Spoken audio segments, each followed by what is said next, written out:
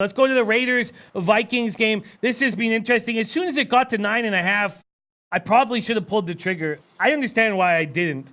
I was nervous backing these Raiders, but they're sort of nomads, and this opened at 7.5 for the Raiders. It got up to 8.5, and then here it got up to 10. 10 2 days ago at 3:42, and that lasted for 16 minutes before it went back to 9.5. It's now back at 8. And man, 10 seems like a pretty nice spot right now. Donnie Rightside talked about having interest in the over when we did this on Tuesday.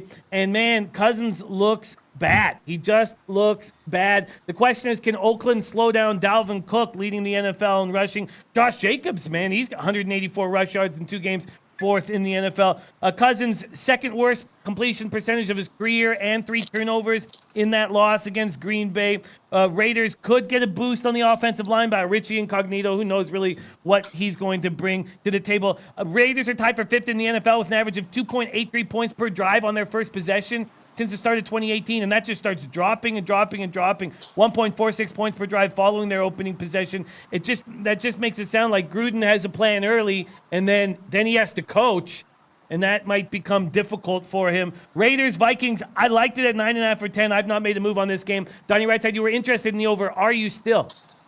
Yeah, I like the over in this game. I think it's a better way to do it. Look at the side because, again, we're talking about Kirk Cousins. You want him to win a football game or do you want him to actually win by double digits? It's hard to trust Kirk Cousins in any one of these spots. Now, with Oakland Raiders, what do you get out of them? I don't think their defense is particularly that good, which means, yes, Dalvin Cook and those wide receivers and Kirk Cousins should be able to get off in this football game. And even if the Oakland Raiders are down, John Gruden's going to throw them out. And what I mean by that is you're going to look at 40, 45, 50 passes coming out of the Oakland Raiders. I see more points in this game. If this was maybe lined 47, 48, probably would back off, but if I'm going to get a number somewhere in that low 40, 43, 43.5, I think it goes over. But I just don't want to put my money at. I like Minnesota. I think they're a really good football team, but it comes down to too many times seeing Kirk Cousins make the easy throw, make the right decision, put the football game away, and can't do it. I'm going to lay off the side. I do like the total though, going over the 43, 43.5.